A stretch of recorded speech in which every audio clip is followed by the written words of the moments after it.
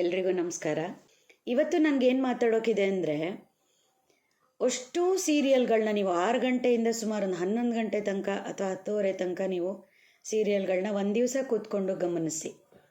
Channel ಬಗ್ಗೆ ನಾ ಹೇಳ್ತಾ ಇಲ್ಲ, ಆದರೆ ಸುವರ್ಣ ಚಾನಲಲ್ಲಿ ಸ್ಟಾರ್ ಸುವರ್ಣದಲ್ಲಿ ಒಂದು ಸೀರಿಯಲ್ ಬರುತ್ತೆ, ಆಸೆ ಅಂತ. ಅದು 7:30ಗೆ ಬರುತ್ತೆ.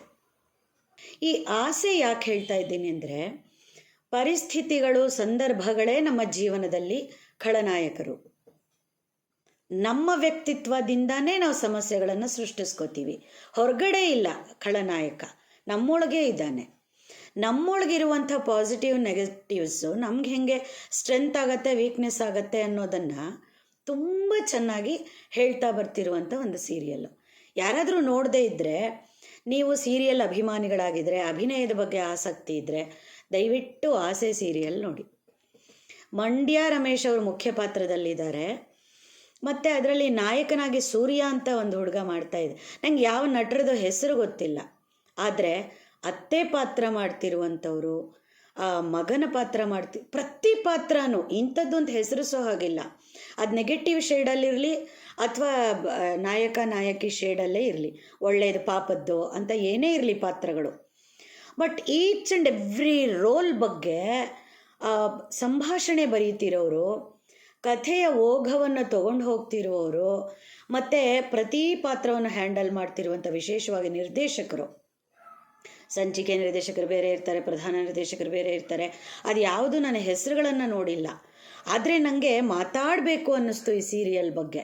ದಯವಿಟ್ಟು ನೀವು ಎಲ್ಲ ಚಾನಲ್ಲವರು ಸೇರಿ ಕೂತ್ಕೊಂಡು ಒಂದು ಸತಿ ಆಸೆ ಧಾರಾವಾಹಿಯನ್ನು ನೋಡಿ. ಅದೆಷ್ಟು ಮಾರ್ಗದರ್ಶಿಯಾಗಿದೆ ಅಂದರೆ, ಒಂಥರ ಅಧ್ಯಯನ ಯೋಗ್ಯ ಧಾರಾವಾಹಿ.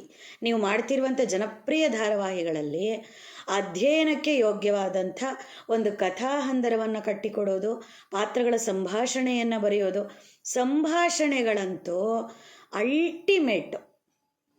ನೀವು ಕನ್ನಡದ ಬಗ್ಗೆ ಪ್ರೀತಿ ಇರೋರಾದರೆ ಎಷ್ಟು ಅದ್ಭುತವಾದ ಸಂಭಾಷಣೆ ಬರೀತಾ ಇದ್ದಾರೆ ಅದರಲ್ಲಿ ಅಂದರೆ, ಹ್ಯಾಟ್ಸ್ ಆಫ್ ನಿರ್ದೇಶಕರ ತಂಡಕ್ಕೆ, ಅಸೋಸಿಯೇಟ್ ಡೈರೆಕ್ಟರ್ಸ್ಗೆ, ನಟರಿಗೆ, ಪ್ರತಿಯೊಬ್ಬ ಅಲ್ಲಿ ಕೆಲಸ ಮಾಡ್ತಿರುವಂಥ ಕ್ಯಾಮ್ರಾ ಮುಂದೆ ಕ್ಯಾಮ್ರಾ ಹಿಂದೆ ಇರುವಂಥ ಪ್ರತಿಯೊಬ್ಬರಿಗೂ ನನ್ನ ಅಭಿನಂದನೆಗಳು. ದಯಮಾಡಿ ಯಾರಾದರೂ ಆಸೆ ಧಾರಾವಾಹಿ ನೋಡ್ತಿಲ್ಲ ಅಂದರೆ 1-2 ಕಂತು ನೋಡಿ. ನೀವು ನೋಡಿದ ತಕ್ಷಣ ನಿಮ್ಗೆ ಅದ್ರ ಬಗ್ಗೆ ಪ್ರೀತಿ ಬರುತ್ತೆ.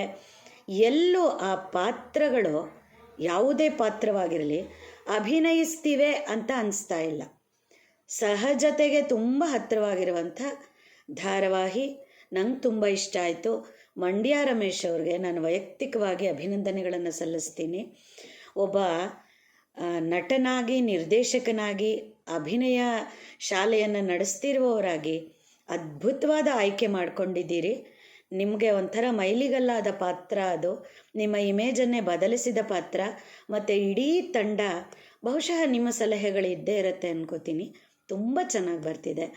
All the best each and every artist, ಮತ್ತು ಅದ್ರ ಹಿಂದೆ ಕೆಲಸ ಮಾಡ್ತಿರುವಂಥ ಎಲ್ಲ ಇವರಿಗೂ ಕೂಡ ನನ್ನ ಅಭಿನಂದನೆಗಳು. ಒಳ್ಳೆಯದಾಗಲಿ.